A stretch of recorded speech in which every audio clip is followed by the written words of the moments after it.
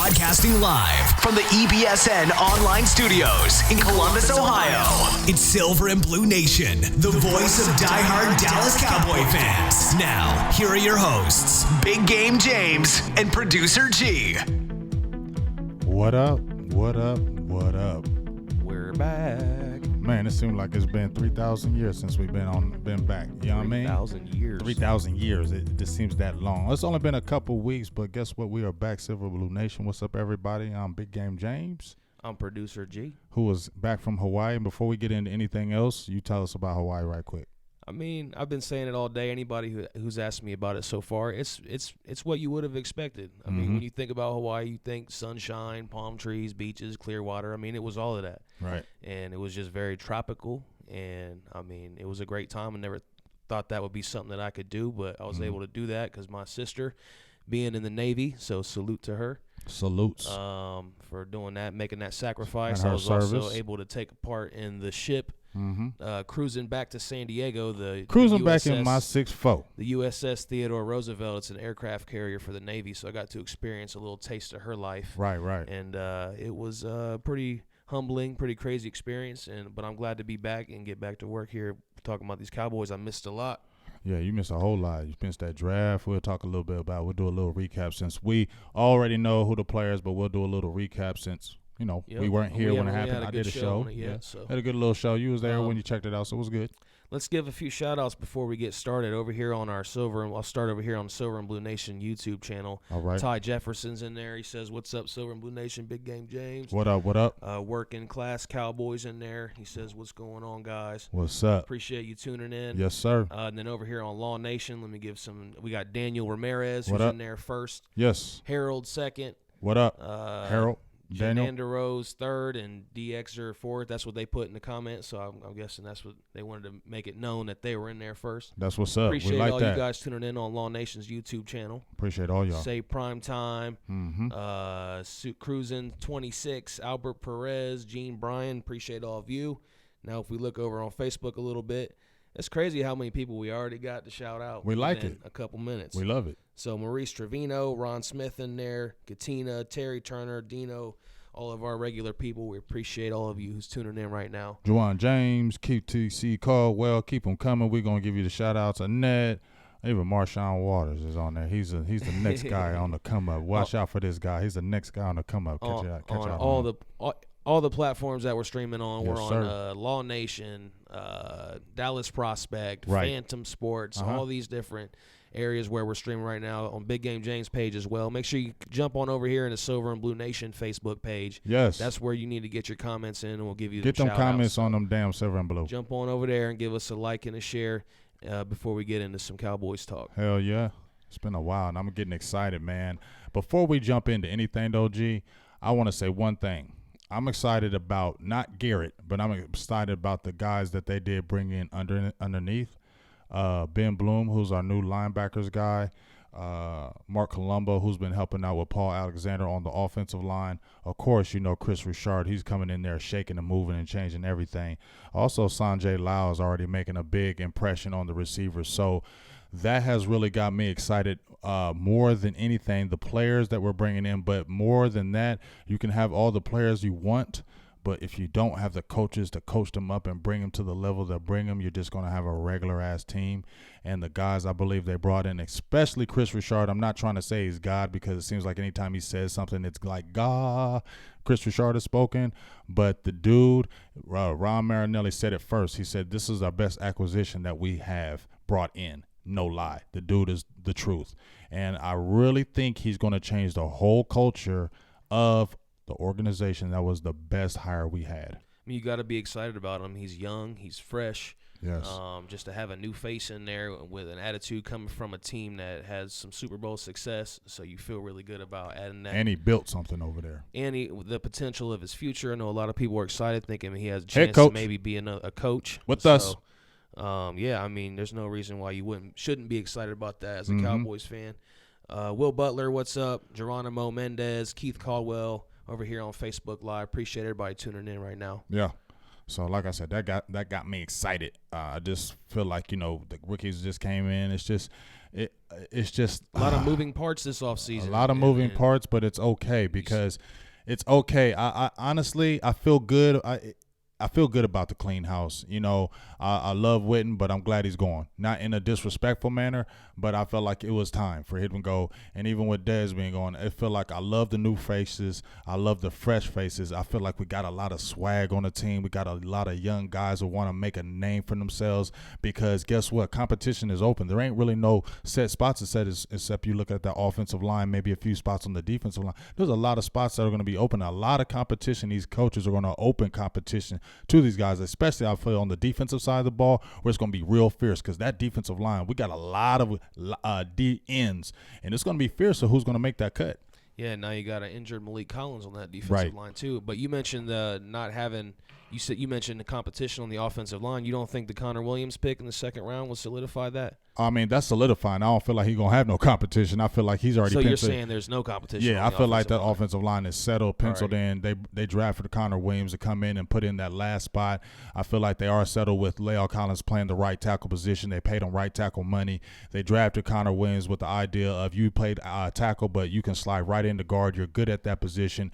We need somebody who can solidify that spot and get rolling what we do. We run that ball with Ezekiel Elliott. We're looking for Ezekiel Elliott to have another big year, and that was the last piece of the cog. And this is a guy who soaked up. He's from Texas. I mean, he played for the University of Texas.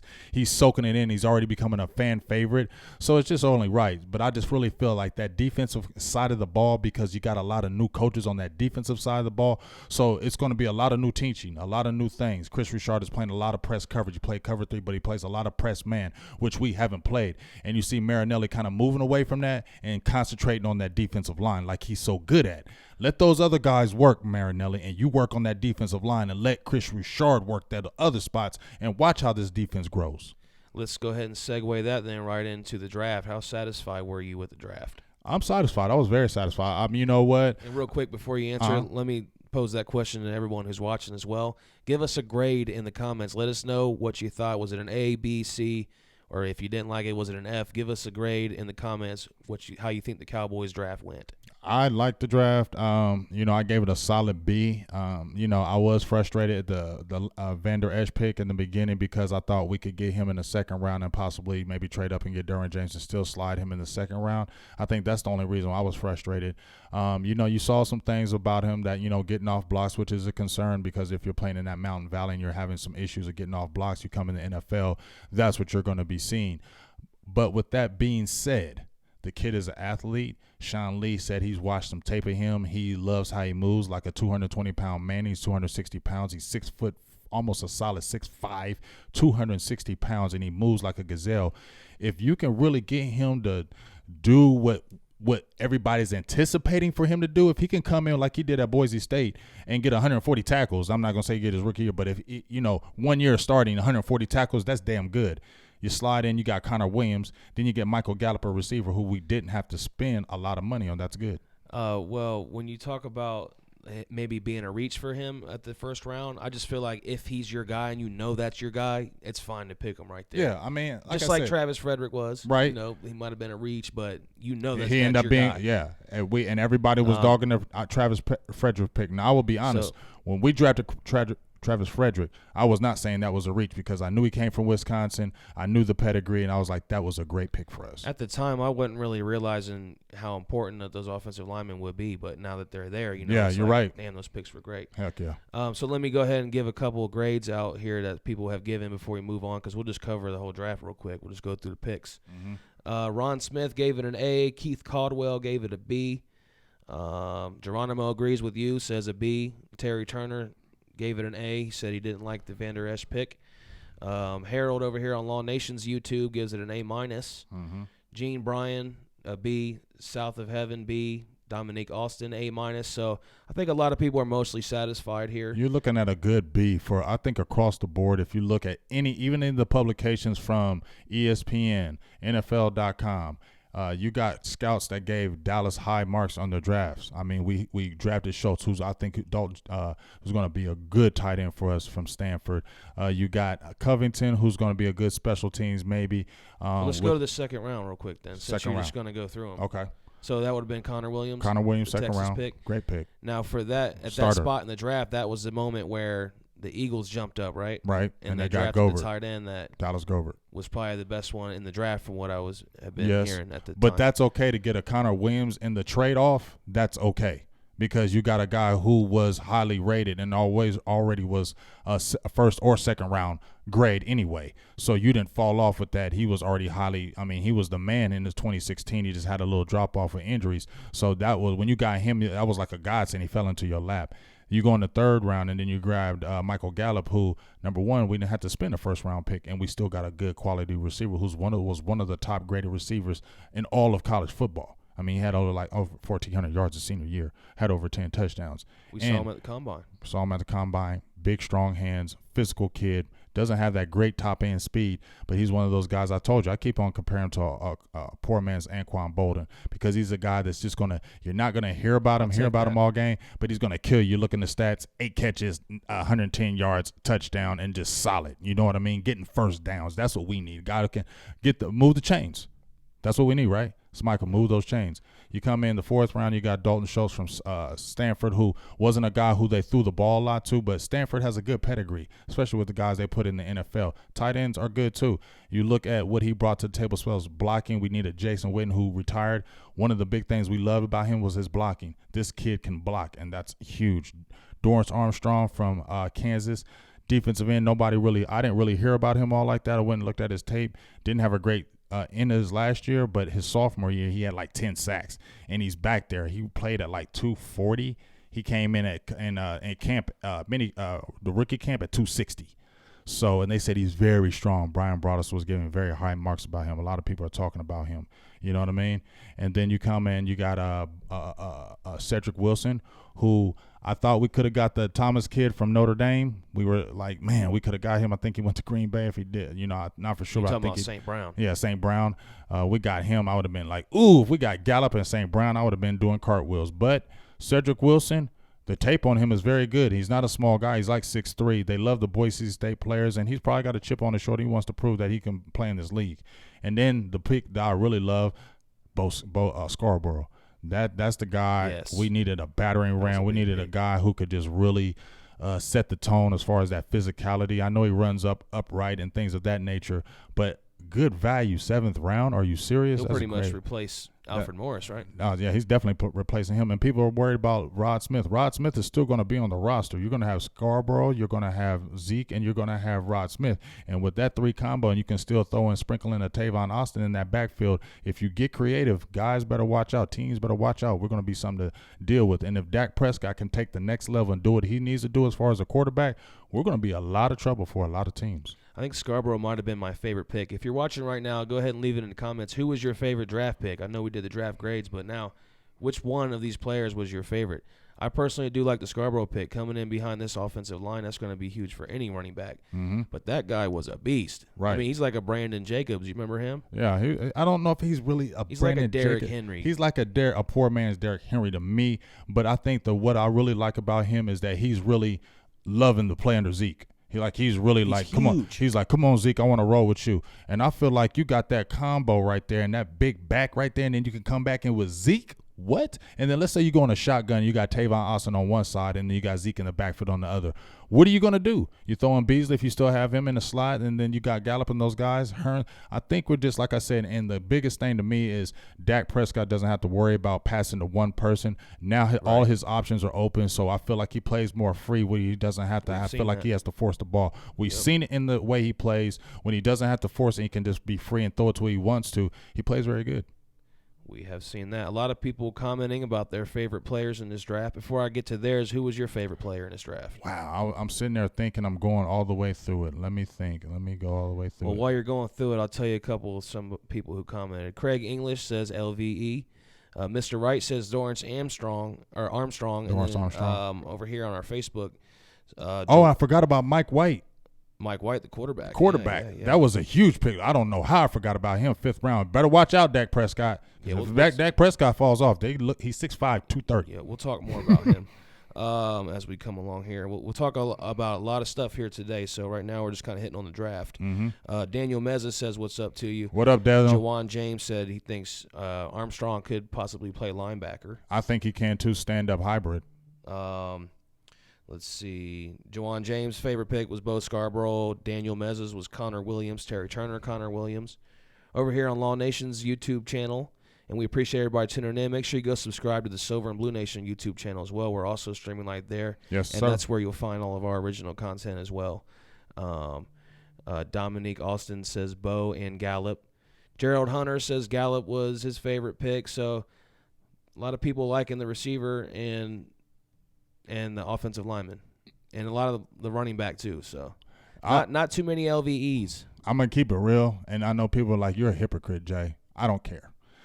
It's not that I'm in love with LVE at all, but because I'm a defensive guy, Gallup was cool. That was my favorite player I wanted us to get drafted. But on the defensive side of the ball, I feel like if Vander Esch can play like they're projecting him to play and the upside is, that is going to be my favorite pick because I wanted a linebacker. You know what I'm saying? I wanted Edmonds. That's who I wanted. I wanted a linebacker. He has the size and the measurables. If he can play to what those measurables say and to what the arrow is pointing to, then I'm going to be happy with that pick because at the end of the day, we needed another linebacker. Sean Lee is not going to be playing forever. We need a guy who can come in, and he needs to come in and start and be like the man. If we get him, Jalen Smith, and Sean Lee, and they're looking, that sounds good if he really can traject what people are thinking. You know what I mean? Yeah, I mean, my problem with him is kind of the same issue that I might have with Sean Lee. We were kind of talking about this Injuries. off air, would be the injury bug, because we've seen what happens when Sean Lee goes down and we rely on him too much, and then we lose games. Important games we lose just because of that one player. Couldn't you make that argument? Yeah, I mean. At times, like, you could say we look just because lost. he was out, we lost games. Yeah, that's a fact. So that's not what I want to run into again. We drafted an injury-prone player with Sean Lee, and now we're getting another injury-prone guy, maybe coming out. So who knows, man? I mean, when we got Jalen Smith, who's, never know what could happen with him. So a lot of risky. But he's playing without the brace now. We're what we've tended to do over the years, and the middle linebackers say it all. We get those guys that should probably be top 10 picks in the draft, but they fall because of injuries. Mm-hmm. And that's what the Cowboys do, and that's just a little bit what I'll be worried about there, because maybe you could argue if that guy didn't have the neck injury, he could have been a higher up pick. Probably so, because that was a concern with teams. I like the big comparison that they're giving him to Brian Urlacher. That gets me excited, because if he's anything close to that, you're looking at first ballot Hall of Famer, like from Brian Urlacher. Yeah, well, we'll see. That's very high praise. Marinelli said it, so if they're saying in the building and Richard was backing them, they must see something. We're going to be here with you until 5 p.m. Eastern Time. If you're just tuning in, this is the Silver and Blue Nation live streaming podcast on EBSN Online, Facebook.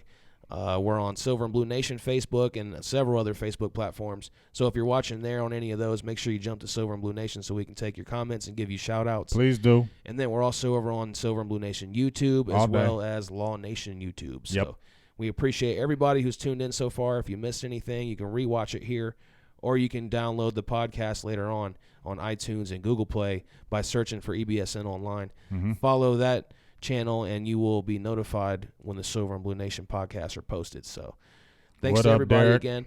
If you want to give some shout outs before we move on to the next topic. Well, I just want to give a few shout outs to whoever just jumped in. I know you said Daniel Meza, Jawan James, Dino, of course. Katina has jumped in. Derek, our boy Derek from Dallas Prospect, said he can't stay long, but he wanted to jump in and say what's up. So what's up, big DDP. dog?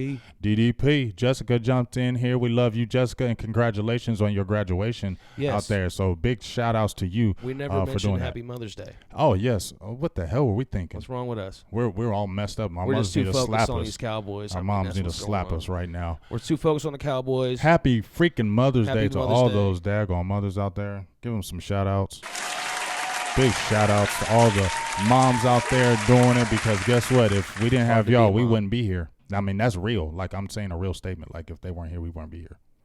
I mean, what a mom has to go through is crazy, but yeah, super crazy. That's why there's a day for them, and that's today, and we appreciate everybody. If there's any moms tuning in, we love y'all. Hopefully you're having a great day, and hope lots of love today. treating you good, feeding you good. I know I fed my lady good. She ate good. You know what I'm saying? I called my mommy. I call my mom mommy. I still call her mommy. I called my mommy today, showered her with love because I'm going to go see her in 2 weeks for her birthday in Virginia. And, you know, I showered my lady in that with some good breakfast, good eggs, good sausage, good-ass steak, and some good some bacon. Some good bacon. Some good loving. Oh, you know that good loving coming. All right, well, Jason Witten retired, and we haven't really gotten to speak on that yet. My favorite Cowboy of all time. Mm-hmm.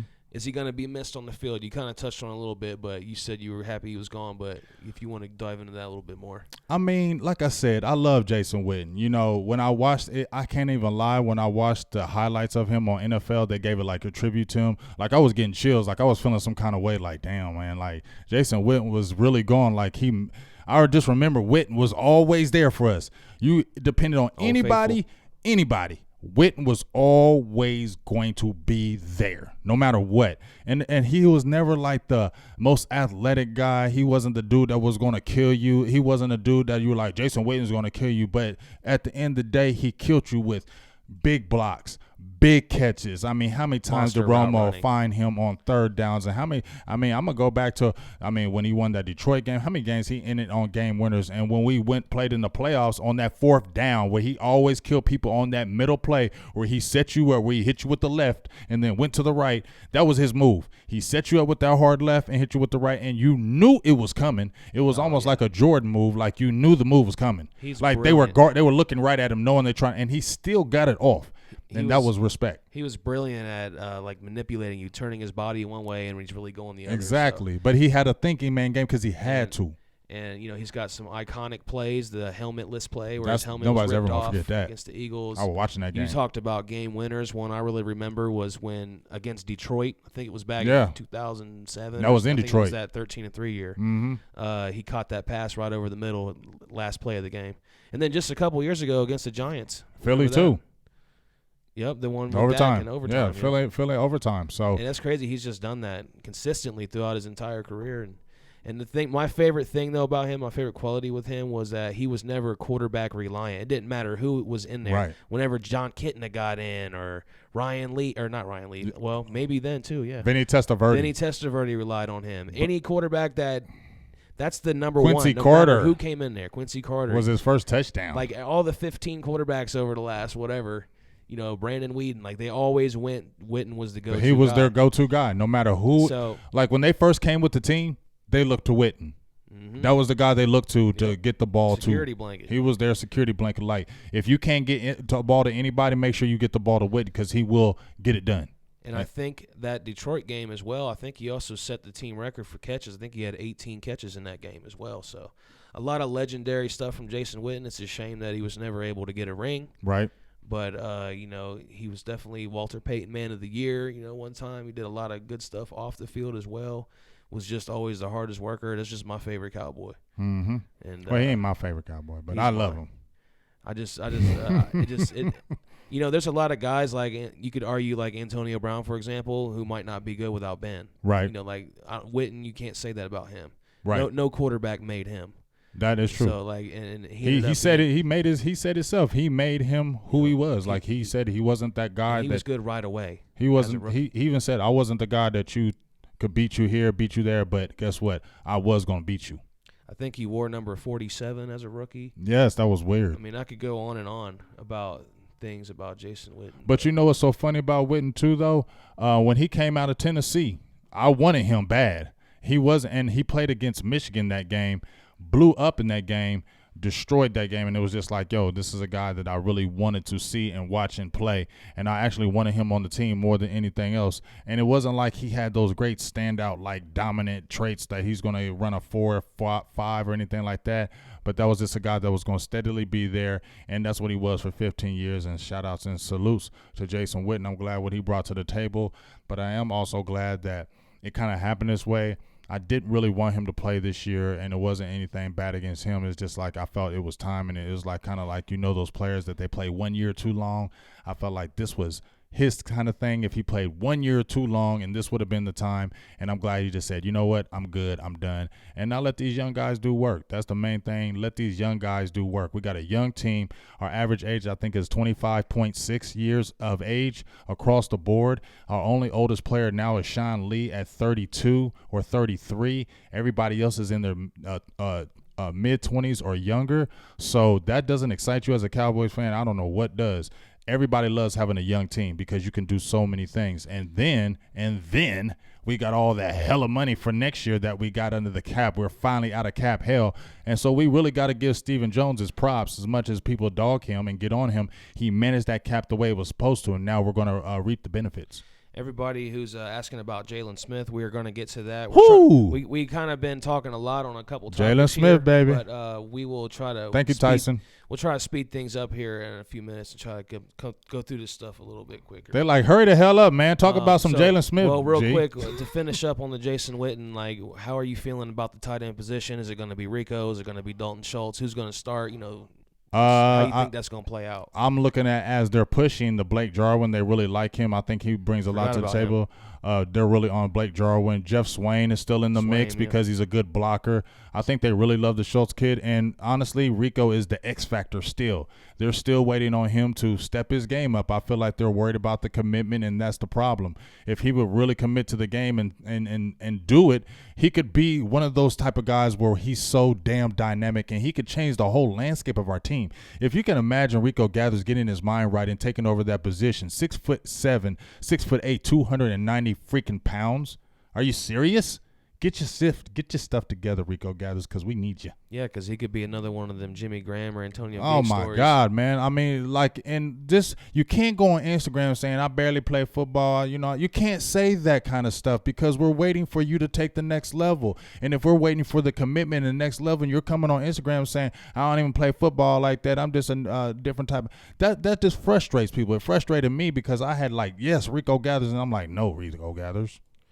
All right, let's start moving through these a little bit. So rookie mini camp happened. What were your takeaways from that? Was there someone who impressed you? Or I know they didn't really do a lot of football stuff. I mean, it was more like drills and stuff. But I read some stuff. I didn't get really to see a lot of things. Let me get to a question because Dino asked about the defensive tackle from Oklahoma State, which I just want to touch on that. He was in there.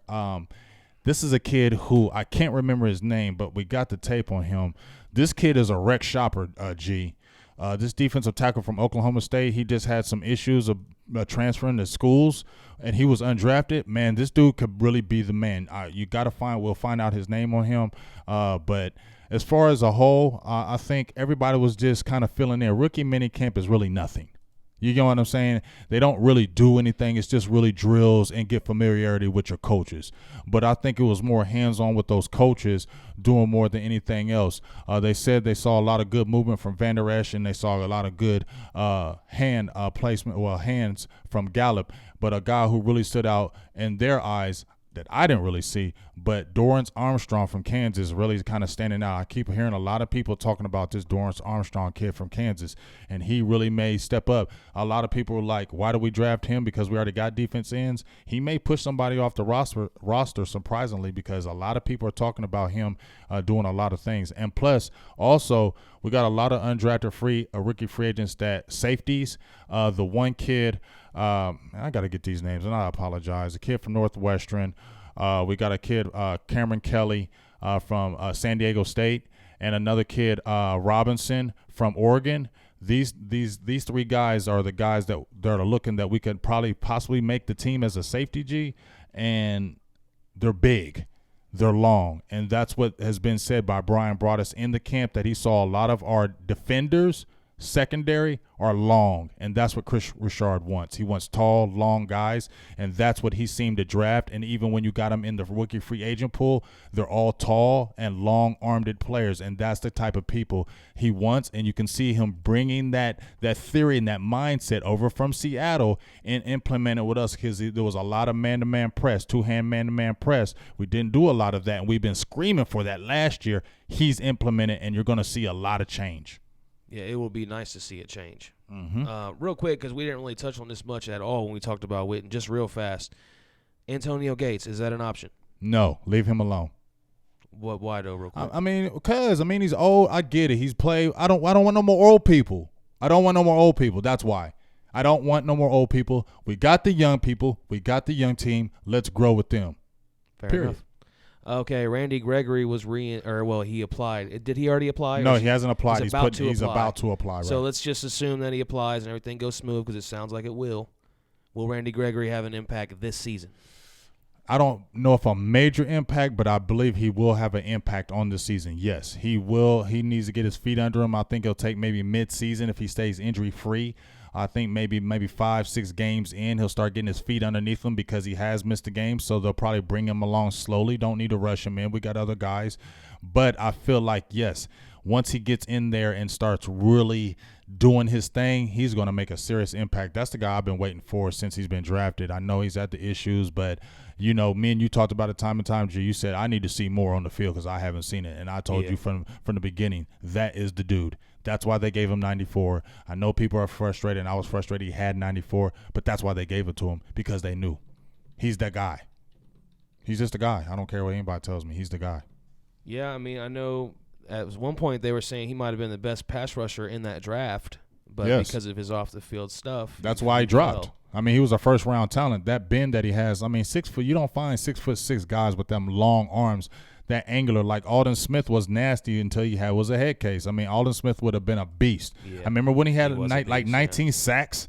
It was like a second year because he had that bend. He was that different type of athlete, and that's what Randy Gregory is. And he really, you know, he's got people going to bat for him. A lot of people going to bat for him. Chris Carter spoke for him. It's a lot of people speaking for him, and he just really stays on course and really gets his life together. Number one, you're happy that he got his life together because he looked like a failed story, another failed guy that was just going to fall out the league and just be like, remember what he could have did? But the fact, we got to give him props. He stayed with it. He could have quit. He could have gave up. He could have just said, F it. But he didn't. He still stayed with it, and he's still fighting, and we got to give him props that he still did it. And if he can still play football at only 25 years old, that's a big hand clap for Randy Gregory for saving his life more than football. That's if he can come back and do that too. But he's gonna do it. I believe it. I believe if he came this far, I believe he's gonna. Just imagine that potential for this Cowboys defensive line. It's scary good. The potential might be the best in the league. David Irvin, DeMarcus Lawrence. Could you? I mean, think about it. If we go with that Deacon defense, right? And we go 3. You got DeMarcus Lawrence on one side, then you got David Irvin in the middle, and then you got Randy Gregory on that outside. Are you serious? And you can still bring guys. You know who else we're forgetting about? Taco Charlton, Charles Tapper, free agent pickup. Coney Ely. It's going to be fierce as far as that competition. I mean, Tyrone Crawford's still in the mix. I mean, you got Malik Collins, who he broke his foot, so we were looking at Terrell McClain, even though he spurned us. We're going to whip your ass, Terrell McClain, just to let you know, since you went to Atlanta, you bum. Just want to say that. All right. So then we'll move on to another topic. Right. And keep up in the comments with us. We will get to those before we finish the show. We got like 20, 25 minutes left here before we wrap it up. We might not be able to fit in a rapid fire today, but that's fine because we got rapid Take care, comments. Ron. So appreciate you, Ron. We'll see you next week. Who do you envision being the starting lineup for the Cowboys wide receivers as it is right now? As it is right now, I'm going to say Allen Hurns. Let's just go 1 through, let's say 6, because you know they ain't keeping more than 6. Like who from top to bottom, you know, to who won't even make the team probably. Okay, so I'm going to tell you my 6 will make it? Or yeah, my basically, guys will make but it? in order as to who would start. Yeah. Is Allen Hurns going to be the X? I'm going to have to say I don't know. He's never been good at the X. But let's say I'm going to have him as the X, and then Terrence Williams, because they just love him. I think he's still going to be on the team. If he's healthy, he's going to be the Y. Then you're going to have Beasley, and then you'll have Gallup coming in, and then Noah Brown, and who'd I say? So are you not taking into account Tavon Austin at wide receiver? They're listing him at running back. Wow. Well, they list him as running back. He played a lot of receiver with the Rams, though. Right, but they got him listed as running back. So you got Allen Hurns, Terrence Williams, Cole Beasley, Michael Gallup, Noah Brown, and then maybe Cedric Wilson. That I don't know if they're going to keep 6 receivers, but those would be the 6 I would see. I don't know if that other kid, the Deontay Thompson that we got. Yeah, he's going to be in roster bubble. He's a roster bubble guy. He's going to fight for that Lance last spot. Lenore, you still got the KD Drummond, but I think they got those 5 guys in the fold. Noah Brown is I think Noah Brown's is going to surprise some people too. I would be happy with that. But, I mean, it's going to be a whole new receiver core, and that's kind of the thing that we were – at least me, I know I was complaining about that the most last season when we were watching games is these guys just can't get separation. They can't get open, you know, so no more excuses, I guess. But the thing I'm worried about with Tavon Austin is didn't Ryan Switzer make a statement that, like, the Cowboys didn't use him the right way? Yeah, they said that he was miscast, like, as a running back. Well, I feel like that's what same thing Tavon Austin is, so.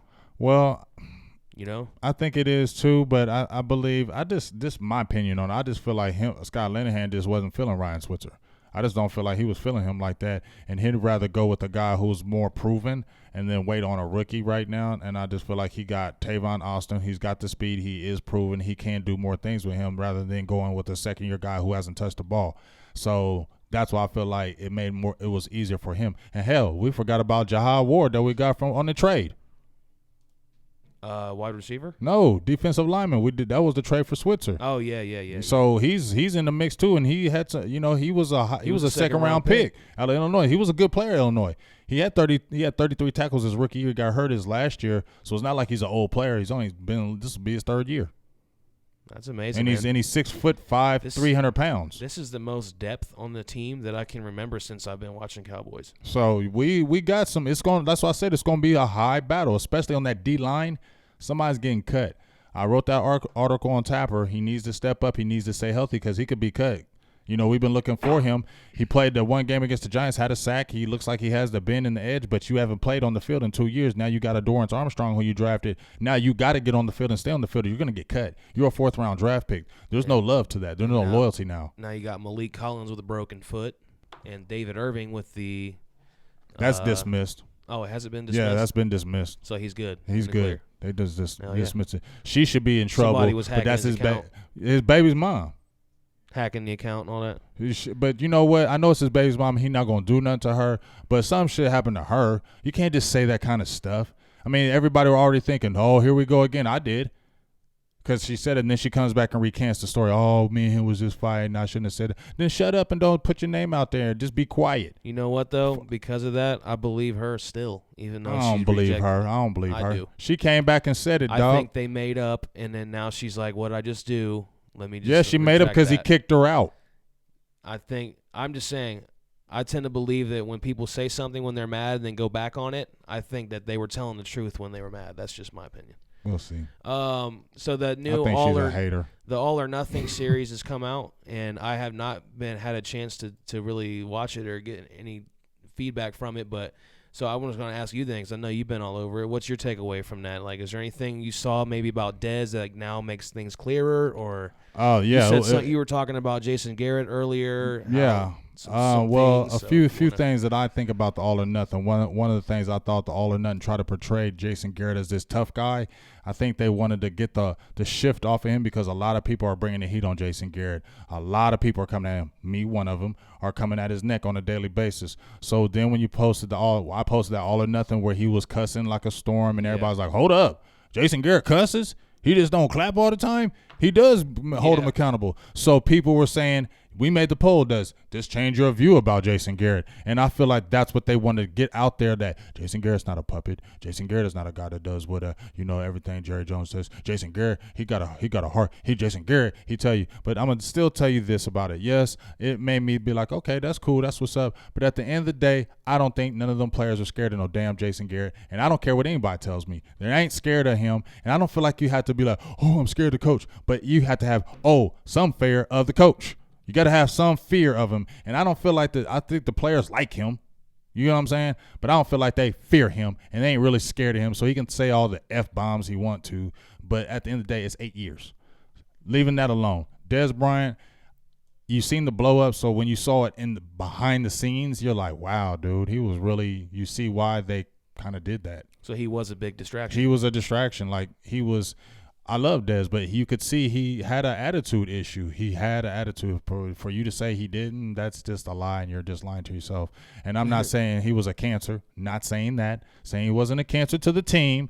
But I'm saying you could see where the attitude would wear thin on an organization where they're like, okay, well, if you're not meeting the production, we're going to get rid of you. It's like we they don't have had, to deal with that from anymore. the little clips that I did get to see, it looked like they had to give him all this individual attention, like in a selfish way on his part.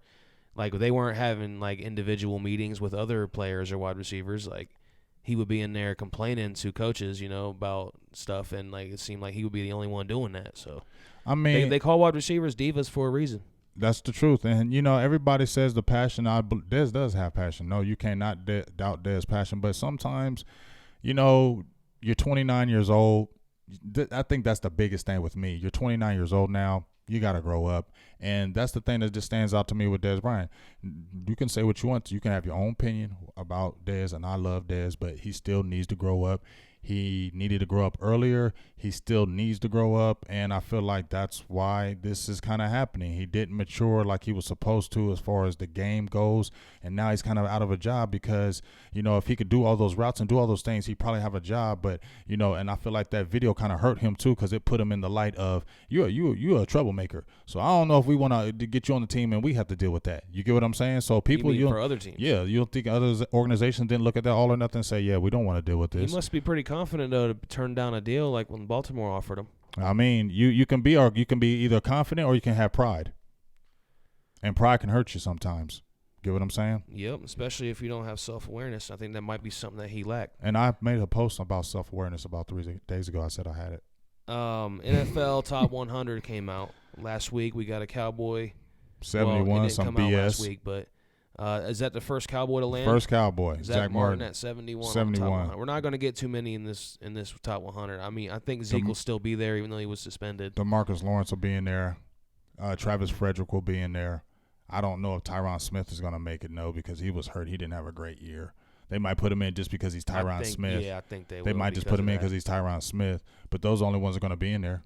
DeMarcus Lawrence, Travis Frederick, Zach Martin, and Tyron Smith. Nobody else.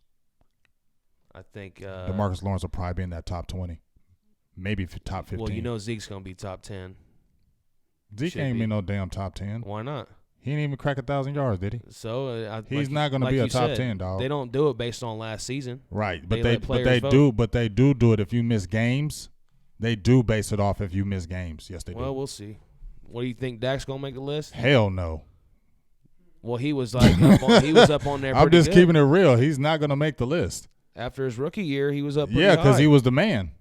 Now they're dogging him. Dak Prescott is not going to be in that top 100. They're already at 71. Where's he going to be, 50 or something? That's crazy. Nope. What was he last time? He was like stupid high, right? Stupid high, like 20 or 30. He's not going to be that. He was like in the top 20. He was like 17. Yeah, he's not doing that. He's not top 100. I think he is. I think he's not. You want to put some money on that one? Probably not now because I'm ready for the bet. Well, now they've gone like through 30 of them already, and he ain't in there yet. Exactly. So if he was going to be in there, I think it would be in the lower end of it. But, yeah, he'd been like 100. But I could see Zeke being like Zeke's got to be at least top 20. Nah, no. I think Zeke might just because he's missed games, not because of his talent, but they're going to look at the games he missed. Even still missing games, he still finished like top 5 in rushing. I'm just saying, I think he might be in the 20s. So 20 to 30. The Cowboys wine and dined Terrell McClain for two days, and former Cowboy, and he was very effective with us. Run stopper up the middle, always was in that backfield, and then he goes and signs with the Falcons. So why do you think he did that? You think it's something within the coaches, within the organization, like the players? Why do you think he did that? Did they offer him more money? I mean, what was that? I don't know if they offered him more money or he got $4 million, I believe. I don't know. I think Dallas was like, you know what? We don't value crazy high. This is what we're going to give you. Take it or leave it. But to take him out twice? I think he probably tried to play. Maybe they like getting free meals. I mean, I would like to go out twice too. And if you're paying for my meals and I'm eating very good and drinking champagne and things, I'm going to wear that out too. Mm-hmm. Yeah, but I mean, I'm just keeping it real. These players are humans. So you think it was just money? I think it had to be money. I mean, you don't think you don't like the coaching staff because he did already. The staff is great. He already traded on us anyway and went right, but that was for more money. Yeah, exactly. So it's he's the just money. A money guy. Yeah, he's just the money. He wants money. So I don't know. So bye. Bump you. He just straight played us, huh? Yeah, we got some people in here that got some questions though. I think. Yeah, go ahead. Let me see who we got. We're gonna wrap it up here in about 15 minutes. Juwan James, sorry if I'm looking at my phone like this for you. Juwan James says, well, they got some people that asked for the elephant in the room. Somebody said something about the elephant in the room. I got it. What's he talking about? Oh, Hercules Jones. Number one, I love the name. Hercules Jones. The white elephant in the room, nobody talking about what all the receivers saying about the coach. Speak on that. I believe the receivers are loving Sanjay Lal. He is teaching them a whole new type of things. I think he was doing a drill where he had Michael Gallup, like he was holding him in his shirt, and he had to lean, and then they threw the ball, and he had to kind of learn how to catch the ball and do some kind of weird thing. But when I see those type of guys bringing in those type of new drills and just new energy, I believe that a lot of the kids on the team are really digging the coaching staff. I really believe, and we'll go with that. Juwan James says, do y'all think that Dallas should go ahead and extend D-Law and Martin's contract? Cap looking good for 2019. I think we should. Well, definitely Zach Martin. We got to see what DeMarcus Lawrence does this year. I think it's a prime opportunity. You got a 1-year deal. We'll have hella cap space, so that'll be – if DeMarcus Lawrence is always doing the little money sacks and always talking about the cash and he trying to get paid, well, this is his time to really get paid because if he comes in and gets another year of 14 or 13 sacks, he's going to get money. So it's really on him of what he's going to do. I still don't think we're going to jump out there even with all that money and get all kind of free agent splurs. I don't think Stephen Jones does that. He's going to save his own, buy his own, and maybe sprinkle in a few players here and there. But we ain't going to never be jumping out there getting those big guys like that no more. Stephen Jones don't operate that like that no more. For real. Let me just give a shout out to everyone who's tuned in, and if we missed your comment, you can tune back in next week as well when we're live, and also Wednesday nights when we go live with Law Nation and the Dallas Prospect as well. So make sure you check us out there. We just got about 10 minutes left in the show. Keep the comments coming in. If you, we'll try to get to the ones that we can, but like I said, if we did miss yours throughout the show, we'll try to get back to them. Apologize. If you just tuned in, it's the Silver and Blue Nation live streaming podcast. From the EBSN online studios. We're on their Facebook page as well as Silver and Blue Nation Facebook. And we missed y'all. Law Nation, Phantom Sports, Dallas Prospect. So make sure you go and subscribe to all of them, like and share. Jump in the Silver and Blue Nation video, comment there. Please do. Go over to the YouTube channel as well and subscribe to those different platforms too. And then go to iTunes if you ain't listening to us right Play. now. If you weren't able to catch us, you can check us out on iTunes, Google Play, and Soundcloud. So make sure you check out all those ventures as well. We got good voices. We do sound good. So if you can't see our pretty black and white faces, and I did say black and white because he's white and I'm man black, you can hear our great voices on the radio as well. All right.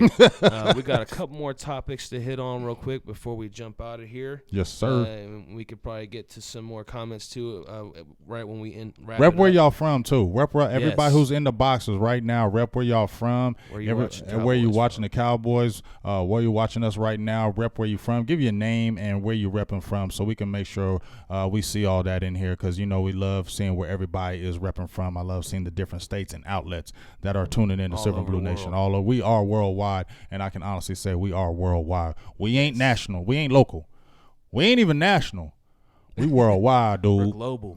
We global, dude. For real, like straight up. Don't let me put that earth in the background. Does Dak Prescott deserve to get paid big? Because there's been some talk about him getting a new contract. Right now, no.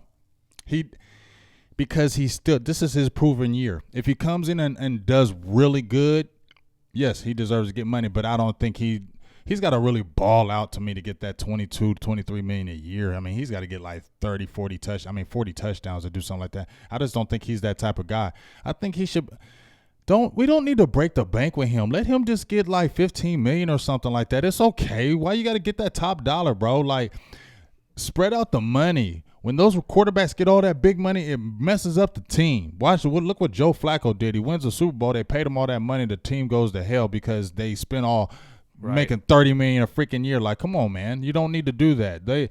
You don't need to spend that kind of crazy money. Kirk Cousins is getting that kind of money. Jimmy Garoppolo, Bro, you played like 7 games and you're getting major money. That's crazy. You don't need to get that kind of money. I think Dak has a decent case to get that kind of money because if he were to lay out the numbers on the table right in front of him and like, look, I'm 22 and what is it? What did he go? 22 and 9 as a starter. Mm-hmm. I got 50, 60 touchdowns combined. Not that many turnovers. Good yards, one of the best completion percentages in the league. Like over the course of the 2 years. Assuming he puts together another solid year, I think he has a good case that he could present to be like, look, my numbers compare with some of the best. Mm-hmm. So I do believe that he's going to get that big money. I hope he does. Maybe not. I don't want it this year. Like maybe after the next offseason. Mm-hmm. So this year, though, like you said, is a prove it for him. So he comes out. If he does the same that he's done and he goes 9-7 or 13-3 or better, than those, or if he's at least 10-6 or so, getting to the playoffs every year. Mm-hmm. I think that's worthy of a franchise quarterback money. I mean, that's in my mind. So. Well, as long as he don't cripple the team, I don't care. I think we need to spread it out because we still need to pay Zeke. Zeke got to get his money. I think we need Zeke to get another contract because we need to keep Zeke at least one more contract. Something else that I read was that the Cowboys are going to be in the best cap shape they've been in a very long time. Next like year, 60-something million. 70 million. Mm-hmm. That's enough to pay everybody. Well, let's hope. And let's hope. All these years struggling with the cap, I think, is leading up to what's coming up in the next year or two. All right, we got some questions before we sign off. Yeah, I had 2 more topics. If you want to hit those first, or you want to dive into some questions first. Jalen Smith. You can hit that real quick. That's cool. Let's jump on Jalen Smith because a lot of people have been clamoring about him. I'm wearing the jersey, so I got to talk about him right quick. They're still talking about does he want to stay in the middle or is he strong side? Because what we're going to do with Van Der Esch, that's the kind of the key. I don't know what they're going to do. I think he could play that strong side. Can he hold up at the point of attack? I do like to see him on blitzes. I think the biggest thing with Jalen Smith right now, he's not using the AFO brace that he was using last year. He's not using it at all. That's huge to me because that's telling me that foot is good. It's getting stronger every day, and I feel like he's going to break out this year. I mean, he had, 70-something tackles on a drop foot? 70 tackles on drop foot, and he played 16 games. How can the not ceiling be going higher for this kid? And people forget, he was a top 5 player. It wasn't like he was chump change when we got him. He was a top 5 player. So that's what we forget that because he's been out so long. You know what I mean? We forget that he was a top 5 guy. So now let's see that top 5 guy. Been, yeah. Well, he should have been. I mean, he was that's playing what I was like saying that earlier. So strategy the Cowboys have had.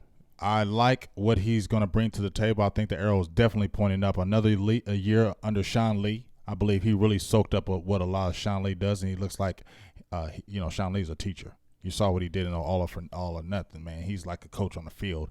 So I love what Jalen Smith is bringing to the table. Look what he did with Anthony Hitchens. Made him a pretty good linebacker. Mm-hmm. Helping him out. Mm-hmm. I have some concern with Jalen Smith because of that knee. I'm worried that he potentially has already peaked. I know that's kind of crazy to say after 1 year, but I'm worried that maybe he's peaked right now. No. Because how is he going to be able to improve if he can't get past the mental hurdle? I didn't know he's not past it. His knee was fine last year. No, it wasn't fine. It was just determined where he could lift that foot all the way up. Yeah, he's cleared, but it wasn't in. He had to have that tape fully wrapped when he played in games because it would drop. Now he's not even using the brace. I just worry about the mental part of it because I know injuries can really do that to a player for the rest of their career. And that's why a lot of guys are done after they get hurt with the knees and stuff. Because I don't see this with him. The mental thing. But we'll see. I mean, there was Okoye made a video where he was hesitating a ton, from that knee. So, and I think a lot of that would have been mental. But he got better. But when they got less reps and he got better as the year went on. That's your opinion. I just feel like he's not peaked. He's still. The arrow's pointing way up. Peaked. I'm saying he could. That's what I'm worried about. I'm not saying that's what I think though. Nah, I'm saying hopefully not. He's fine. So is there anything else in those comments you were talking about? You said you had. Oh yeah, Dustin asked me what was and Dustin, you crazy? He said talk about my rating, big game, James. I gave you. Dustin, he's stupid. Dustin gave me a great rating. Go give us a 5. He gave me a 5, and he gave me it was so sweet, Dustin. He wrote a nice message. It was so nice, Dustin. Thank you so very much. I feel a heart-filled message. It's a heartfelt message. Thank you very much. But he asked, what is Jihad Ward's ceiling? I think his ceiling is huge. I think that was a great trade. When we heard about it, Ryan Switzer going, I was like, damn, for real, Switzer's going? I was just trying to get hyped up. I thought him and Prescott was going to do the thing. Yeah, me too. Then when I looked at I was like, Jahad Ward, who the hell is he? So I went back and looked at the tape. I'm like, dang, he was monstering at Illinois. Good size. I love 6'5", 300. I didn't time to see that 6'5", 300. Played DN or D tackle. Aggressive, very aggressive.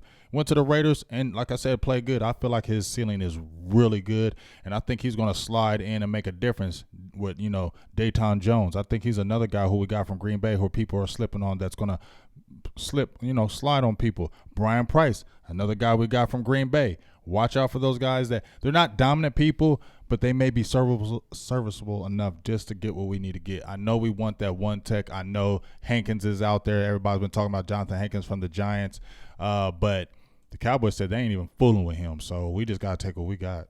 If they can just do their job like the Patriots model, like that's why they get all these guys that are just fringe players to come in and do your job, then they should be effective and have good depth on your team, and that should win a Super Bowl. Yeah. So obviously you're talking about Ryan Switzer being traded, so I guess the guy that the Cowboys went and traded for to be his replacement, Tavon Austin, because it's basically the same position. What type of impact you think he's going to have? Because like we were just talking about earlier, they did not use Ryan Switzer very effective, at least in year one. They didn't use they didn't lose Lance Dunbar either. I think Tavon Austin is a lot more explosive and could be a lot more effective than what Ryan Switzer was. But is he going to be used the right way? Because I feel like at least his first couple of years with the Rams and Jeff Fisher, he wasn't being used the right way.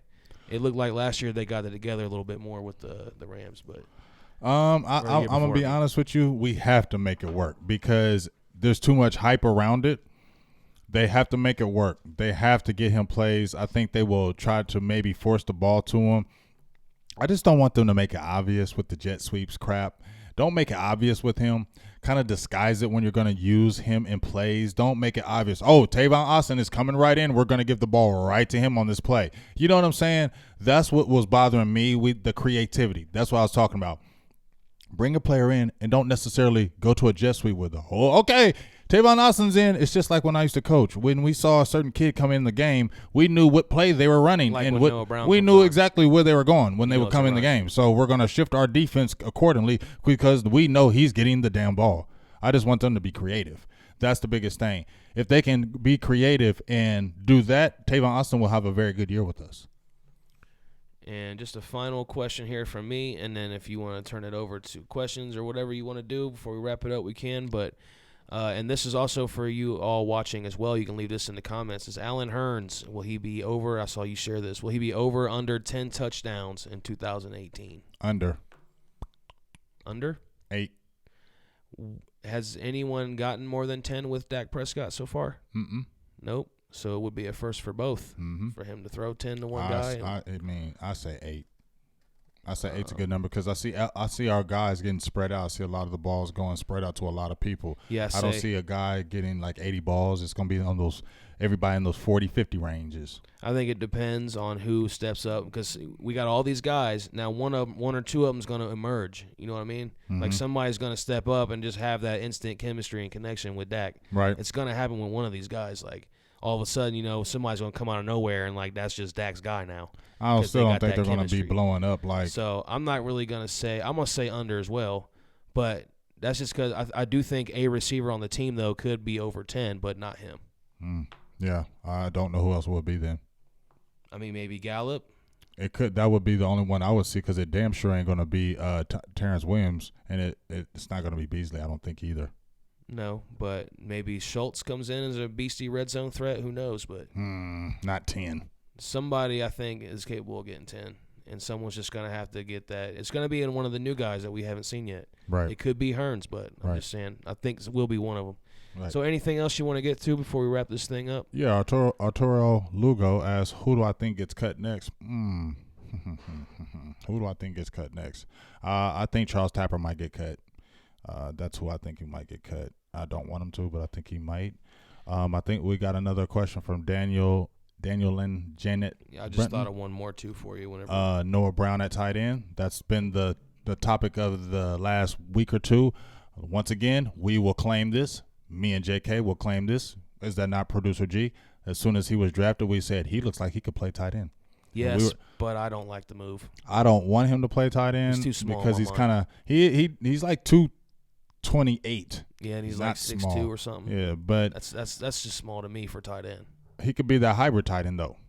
So I don't know. We'll see. I don't think they're going to move him there. I use him in Madden and tight end as a tight end. He's pretty good there. Okay, well there it is. Let's see here. Oh, one last thing I had for you because we forgot to mention this. You kind of brought it up a little bit ago, but Mike White versus Cooper Rush, backup quarterback, or you're talking about he might even threaten the starter. Yes. He's that good. I think so. He can play better than what Cooper Rush did last year, which was flawless in the preseason. I just believe that he can take Cooper Rush's spot. He has a bigger arm. He's quarterback ready. I feel like he's NFL ready. He's not like ready to start, but I feel like he's seasoned. And when I watched his tape, he's a good player. And then when I watched him in that Senior Bowl, I think that's what really stood out to me was that Senior Bowl. He played in the top competition, and he played good. He played big. He played strong. He was hitting laser throws.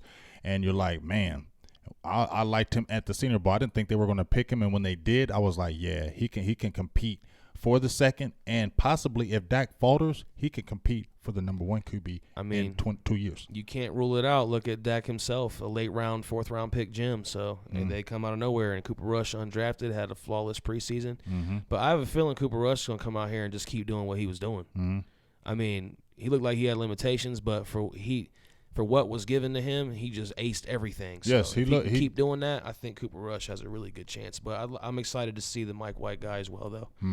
You want to talk about your articles? I know you wrote a few articles lately. Yeah, I wrote a few articles. Wants to go check those out. Make sure check out the last few articles I wrote. I just wrote a recent article on Kayvon Frazier. I think it's a really good article.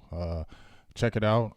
You'll be surprised because if you see where are they going to find that at? That's going to find that on the Big Game James page. You can also check that out on Silver and Blue Nation. You can go on, you can also check it out on Dallas Prospects. DallasProspect.com. DallasProspect.com. That's where you'll mainly find it because you'll find all kind of great things on Dallas Prospect. It's not just sports. It's entertainment. It's movies. It's everything. So if you're looking for just, not something just sports oriented and you want to see live bands, everything like that, you need to go on that DallasProspect.com. Great writers on there across the board. Great writers. Law Nation's on there. Okoye with his videos. I mean, just good production. Excuse me. We do our show every Wednesday as well. So it's a beautiful thing. But make sure you check out my Kayvon Frazier article. I did the one on Taco Charlton as well. Charles Tapper, you'll be able to read all of them. Xavier Woods. Make sure, Xavier Woods.